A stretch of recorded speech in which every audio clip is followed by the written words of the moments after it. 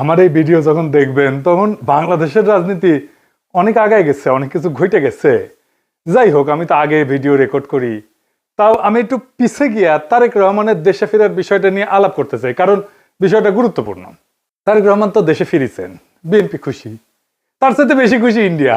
আমি মেনে মেনে করছি না। ইন্ডিয়া টুডে একটা বিশাল ফিচার ছাপিছে, দেখেন কেন তারেক রহমানের দেশে ফেরা ইন্ডিয়ার জন্য খুশির খবর। তারাই লিখেছে, Khaleda জিয়া's son in Bangladesh after 17 years. Why it's good news for India? কেন এটা ইন্ডিয়ার জন্য ভালো খবর, সুসংবাদ। ওরে বাবা, কি খুশি ইন্ডিয়া। কিন্তু তারেক রহমানের দেশে ফিরে নিয়ে কি কি বার্তা আপনি পাইলেন, সেটা আমরা মোটামুটি তিনটা দিক থেকে বিচার করব। এক নাম্বার, উনি কেমনে ফিরলেন, উনার ফেরার ঘটনায় কে কি রোল প্লে করলো। দুই নাম্বার হইতেছে উনি কি বললেন, কেমনে বললেন। তিন নাম্বার হইতেছে উনার ফেরার ঘটনা নিয়ে গণমানুষের মধ্যে কি প্রতিক্রিয়া, এবং বাঙ্গু এলিট এস্টাবলিশমেন্ট এবং আওয়ামী লীগের মধ্যে কি প্রতিক্রিয়া। এই তিনটা দিক থেকে দেখলে আপনি বুঝতে পারবেন তারেক রহমানের দেশে ফেরাটা বাংলাদেশের জন্য কি মিন করে, এটার অর্থটা কি। তার আগে ওই পায়েসের উপরে যেমন কিসমিস থাকে না, উনকার দুটা কিসমিস দিয়ে দিই পায়েসের উপরে। না দেখেনি বিএনপি কইছে তারা 300 ফিটে যে বর্জ্য তৈরি করেছে তাও প্রসারণ করবে, মার্শাল্লাহ।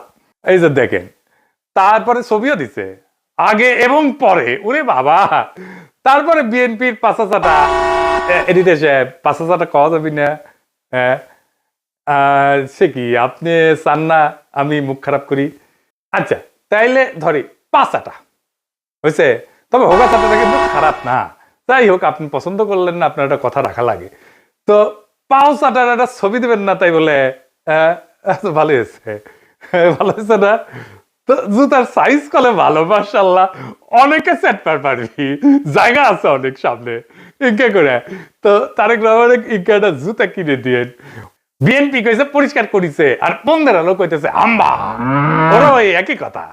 গণসংবর্ধনার পর 300 ফিট সড়কের বর্জ্য অপসারণ করলো ঢাকা উত্তর বিএনপি।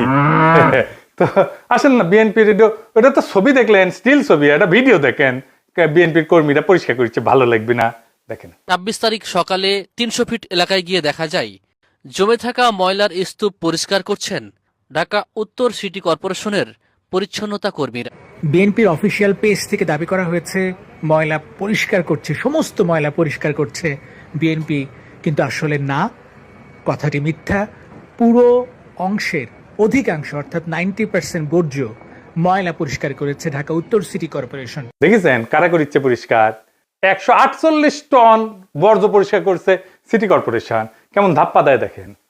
একটা জিনিস দেখবেন, আর একটা কিসমিস, পায়েসের উপরে কিসমিস, পায়েসের উপরে একটা কিসমিস দেওয়ার ছবি দেখার, এটা মিষ্টি দেখে এটা মনটা ভালো হবি। একটা জিনিস দেখেন, মিটিং শুরুর আগে স্টেজের সামনে বোতল ছুঁড়া T20 কে লিখছে, দেখেছেন? কেউ থামাইতে পারতেছে না, পারলে নেতাদের মারে। বড় দল হয়ে করবে কি ওরা? নিজের দলে তো কোনো শৃঙ্খলা নাই, রাষ্ট্র চালাইবে, মিটিং সামলাইতে পারে না, তা আবার নিজের দলের মিটিং, তার নিজের দলের কর্মী তাদের। তো যাই হোক, আলোচনায় আসি। প্রথম পয়েন্ট, তারেক রহমান ফেরার ঘটনায় কে কি রোল প্লে করলো। তারেক রহমানের মূল সিকিউরিটি দিল কে, বলেন তো কে দিল? এটাই হইতেছে কে কি রোল প্লে করলো। এটা একটা বিশাল বার্তা আছে বলে। সেনাবাহিনী, কোন স্পেশাল ফোর্স না, র্যাব না, পুলিশ না, এসএসএফ না, পুরা দস্তর সেনাবাহিনী। এই জায়গাটা খেয়াল করবেন। স্বরাষ্ট্র মন্ত্রণালয়ের নিরাপত্তা ব্রিফিং আপনি পাবেন সব জায়গায়, কয়া হয়েছে এটা সিভিল ফোর্স করবে, কোথাও সেনাবাহিনী মোতায়েন করা হবে বলা হয়নি। এটার দায়িত্ব ছিল ডিএমপির। দেখেন ডিএমপির ব্রিফিং দেখেন, 2000 পুলিশ সদস্য মোতায়েন থাকার কথা ছিল। পুলিশ দেখেছেন অল্প কিছু দেখতে পারেন, দেখেন নাই, মূলত চারিদিকে ঝাঁকে ঝাঁকে আর্মি। দেখেন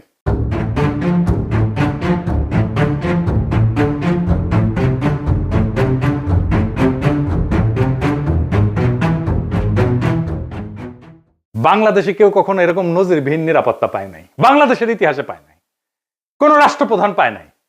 যাই হোক, এই যে আর্মি নিরাপত্তা, এটা প্রফেসর ইউনূসের সরকার সিভিল প্রশাসনকে উপেক্ষা কইরা ওয়াকার দিছে। এটা ওয়াকারের শক্তি প্রদর্শন, বুঝাই দেয় সবাইকে যে আর্মি তারেক রহমানের সাথে আছে, বুঝে চাও?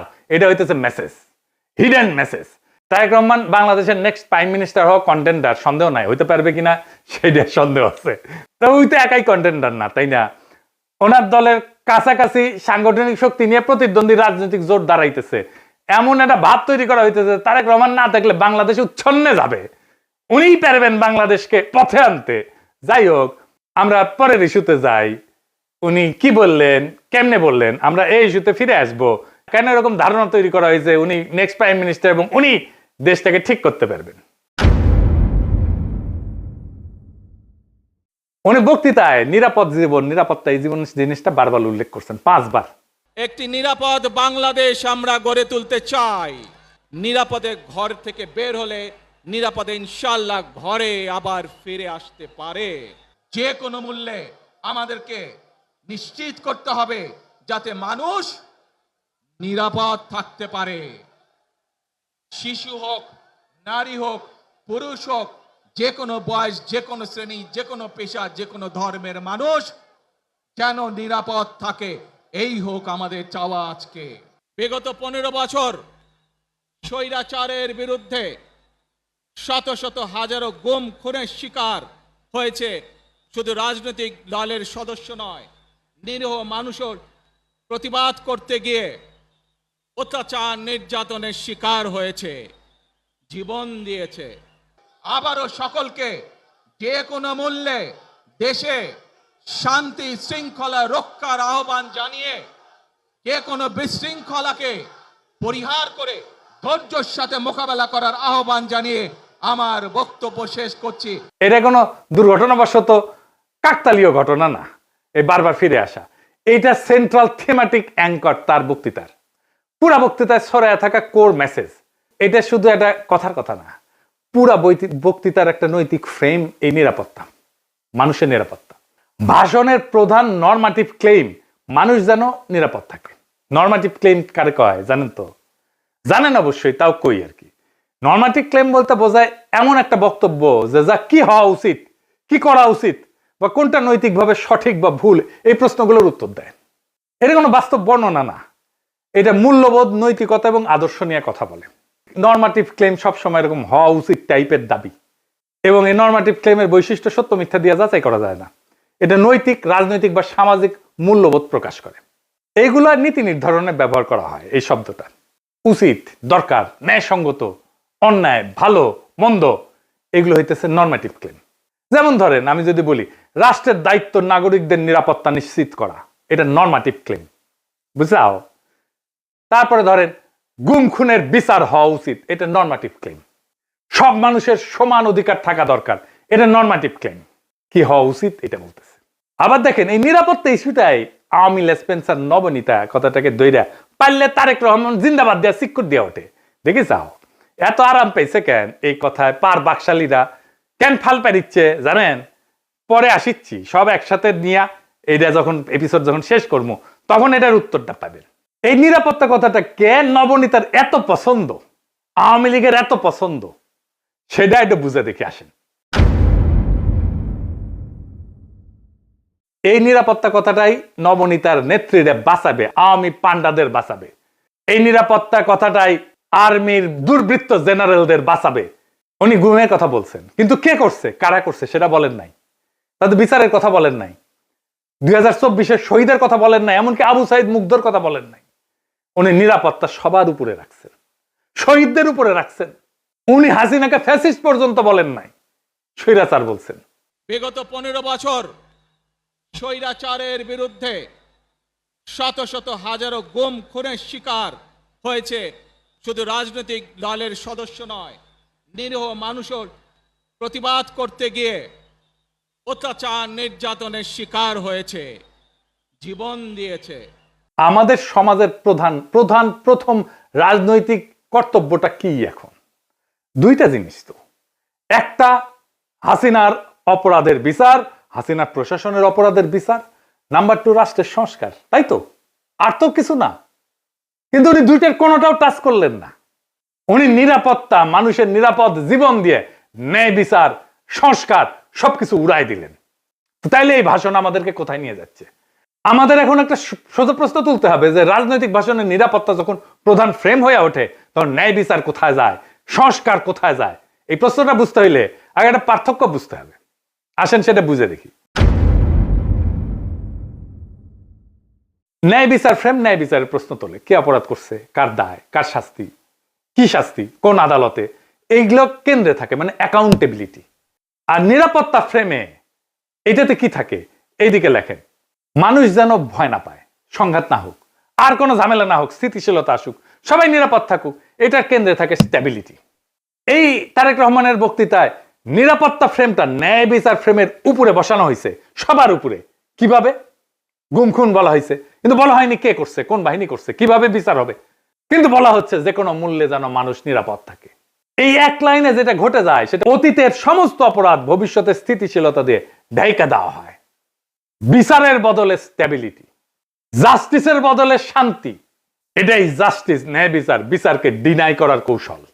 বিচার সংস্কার এটা যদি কেন্দ্রীয় কথা হইতো, তাইলে বিচার, দায়, ট্রাইব্যুনাল, সংস্কার এগুলোই মূল বক্তব্যের বিষয় হতো, বারে বারে আসতো। কিন্তু এখানে আসছে মানুষ যেন নিরাপদ থাকে, মানে ন্যায় বিচার পরে, নিরাপত্তা আগে। নিরাপদ থাকবে কেমনে? যে অপরাধগুলো হয়েছে সেটার বিচার না হলে নিরাপত্তা কোত্থেকে আসবে? এটা ইচ্ছা করে করছে? হ্যাঁ, ইচ্ছা করে করছে। ন্যায় বিচার বললে ওয়াকার ডরাইবে, ন্যায় বিচার বললে পুলিশের দুর্বৃত্ত পুলিশ অফিসাররা ডরাইবে, ন্যায় বিচার বললে হাসিনা ডরাইবে, আওয়ামী লীগ ডরাইবে। এই নিরাপত্তা ফ্রেমের ভেতরে কি আছে জানেন? এই নিরাপত্তা ফ্রেমের মধ্যে লুকায় আছে আওয়ামী লীগের দায় মুক্তি। কোন আইন করে ক্ষমা না, কিন্তু বিচার না হওয়া। আইন করে ক্ষমা করবে না, কিন্তু বিচারই করবে না। কারণ গুম খুন আছে, দায়ী তো কেউ নাই, কে করছে সেটা তো বলে নাই। বিচারের রোডম্যাপ নাই, নির্বাচনের রোডম্যাপ নিয়ে পাগলা হয়ে গেছিল। বিচারের কোনো রোডম্যাপ নাই। যত সময় যাবে অপরাধগুলো ঝুলে যাবে না। এই কারণেই তরুণেরা, তরুণদের রাজনৈতিক দল এনসিপি বিএনপির সাথে নাই। কারণ তরুণরা তো জানতে চাইবে কে করলো, কেন করলো, শাস্তি কি। নিরাপত্তার ফ্রেম তারেক রহমানের এই উত্তর দেবে না। বিএনপি আর তার বুদ্ধিজীবীরা বুঝতেই পারতেছে না, ন্যায় বিচারকে পিছাই দিলে ভবিষ্যতের বড় রাজনৈতিক সংকট তৈরি হয়। মানুষ যখন বিচারহীনতা দেখবে নিজের হাতে আইন তুলে নেবে। আর শেষ বিচারে তো বিচারহীনতা কোনো ইনসাফ না।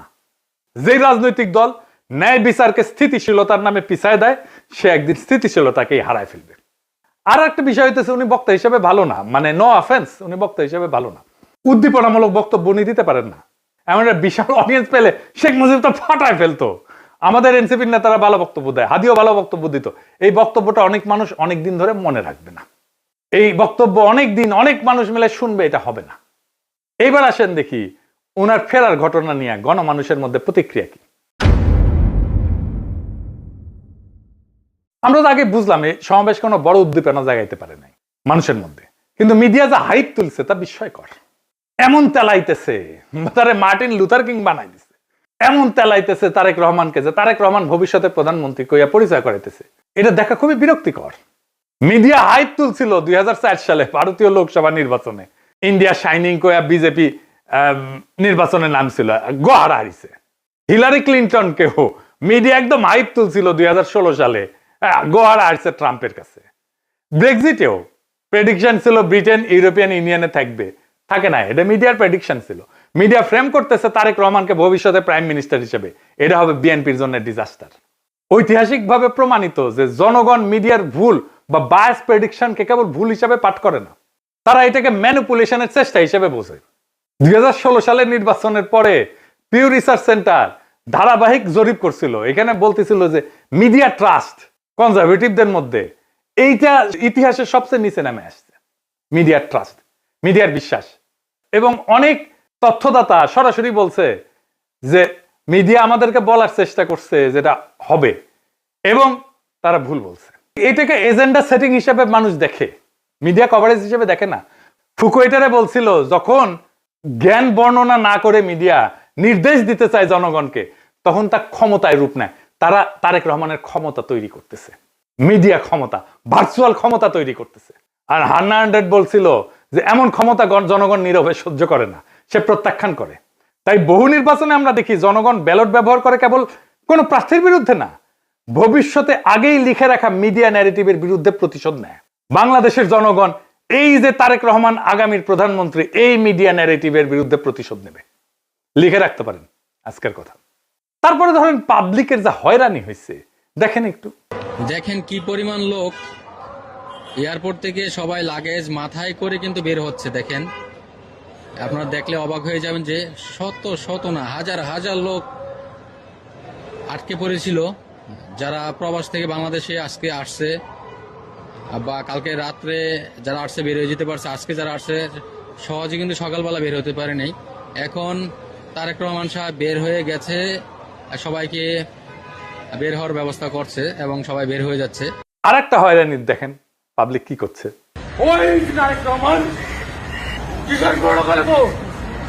আপনি এগিয়ে যাত্রী কয়টা বাজছেন এখানে?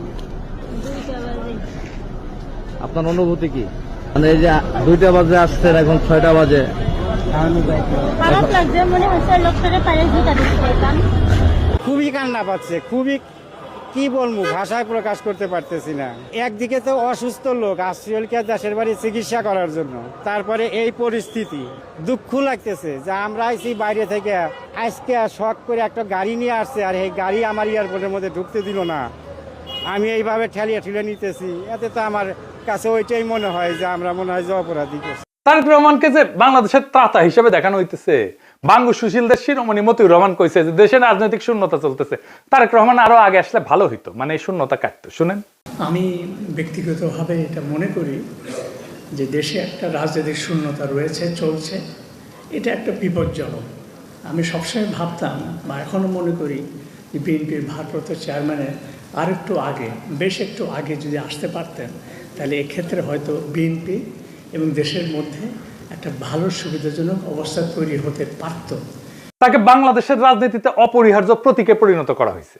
তারেক রহমানের রাজনৈতিক শক্তি যেদিন থেকে তারেক রহমানকে রাজনীতিতে অপরিহার্য প্রতীকে পরিণত করা হয়েছে, তারেক রহমানের রাজনৈতিক শক্তি সেদিনই শূন্য হয়ে গেছে। তারেক রহমানকে ছাড়া বিপ্লব হইল না একটা, ওনাকে ছাড়া তো ওনাকে ছাড়া দেশ বাঁচবে না, রাষ্ট্র বাঁচবে না, এটা একটা কথা। জনগণের কোনো এজেন্সি নাই, যে নেতাকে অপরিহার্য বানানো হয় সে আর কোনো রাজনৈতিক অ্যাক্টর থাকে না, সে পরিণত হয় একটা স্থির মূর্তিতে যাকে সবাই রক্ষা করে কিন্তু কেউ চালাইতে চায় না।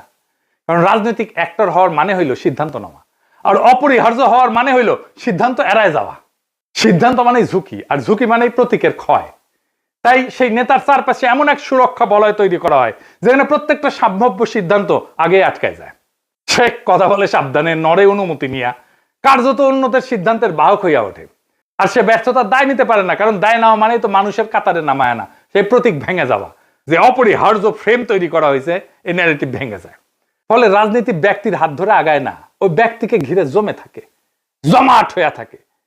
তারেক রহমান কোনো সিদ্ধান্ত নিতে পারতেছে না, আমি দেখাই দেবো সিদ্ধান্ত নিতে পারতেছে না, ওটা আমি দেখাই দেবো এই কয়েকদিনের মধ্যেই। এই অবস্থায় নেতার উপস্থিতি শক্তির চিহ্ন না, বরং স্থবিরতার প্রমাণ। অপরিহার্য নেতা মানে শক্তিশালী নেতা না, অপরিহার্য নেতা মানে এমন একজন যাকে ব্যবহার করা যায় না, শুধু পাহারা দেওয়া যায়। তাই দেখতেছেন না, খালি পাহারা আর পাহারা, নজিরবিহীন পাহারা। এত পাহারা বাংলাদেশের ইতিহাসে কেউ পায় নাই। উনি কিচ্ছু করতে পারবেন না, রাজনীতি তো দূর কি বাদ, কিছুই করতে পারবেন না। আর বড় দল কিন্তু চিপসের প্যাকেটের মতো বেশিরভাগই বাতাস, মিচিয়ানা চিপস। দলের প্রধান নেতা আসবে, মির্জা ফখরুল বলল তারেক রহমান যেদিন আসবে সেদিন দেশ যেন কাঁপে ওঠে, কাঁপুনি দেবে। আমি আপনাদেরকে জানাতে চাই, নেতা যেদিন আমাদের আসবেন, যেদিন বাংলাদেশে পা দেবেন, সেদিন যেন সমগ্র বাংলাদেশ কেঁপে উঠে। বন্ধুগণ, এই কাপাকাপি করতে গিয়া একটা প্রোগ্রাম নিছে। পঙ্গু হাসপাতালে আহত জুলাই যোদ্ধাদের দেখতে যাবে তারেক রহমান। আসার পরে দেখা গেল পঙ্গু হাসপাতালে জুলাই যোদ্ধা নাই, একজনও নাই। এটা কারোই মাথায় আসেনি, তারেক রহমানেরও মাথায় আসেনি যে ওখানে আসলে কেউ আছে। 3টা না 4টা প্রোগ্রাম তো কয়দিনে, তাই না? এতদিন ধরে প্রস্তুতি নিচ্ছে।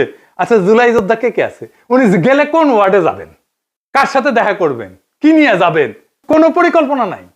এই হইতেছে রাষ্ট্র ক্ষমতায় যাবে যে দল, সেই দশের প্ল্যানিং দেখেন। রাজনীতি আগাইলো, ওরা তো কাঁপাইতে চাইতেছেন, রাজনীতি করতে চাইতেছেন না, স্পেকটাকাল দেখাইতে চাইতেছেন। পলিটিক্যাল লিডারের স্পেকটাকাল হইতেছে তার বক্তৃতা, তার রাজনীতি। কত লোক দেখতে আসছে জনসভায়, কত লোক হাজির হয়েছে, এটা স্পেকটাকাল না। কাঁপায় দিছে কিনা, এটা পলিটিক্যাল স্পেকটাকাল না।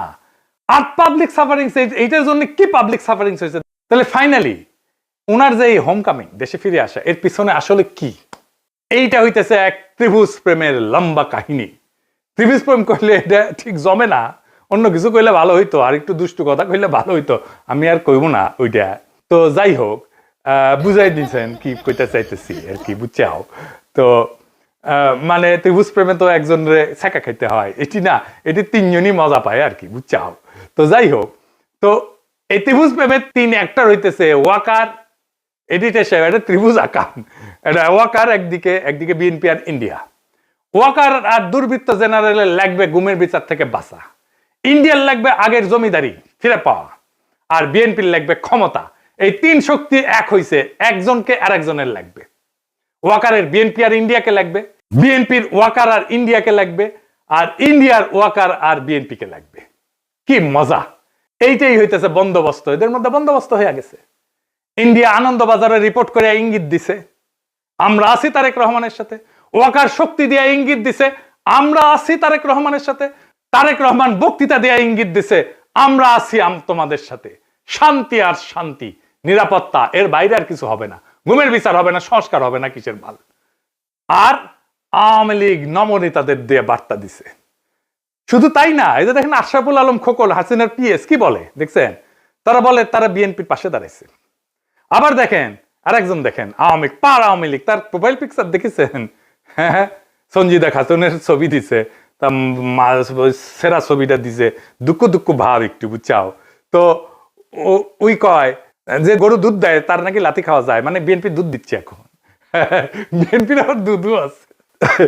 না আছে তো, না আছে আছে, সত্যি আছে, আমি মিছা কথা কইতেছি না, আমি দুষ্টামি করিছি না। বিএনপির দুধু আছে, আসলেই আছে। এই যে দেখেন বিএনপির দুধু, দেখি বিএনপির দুধু আছে, তো বিএনপির দুধু দিয়ে দিছে আওয়ামী লীগকে।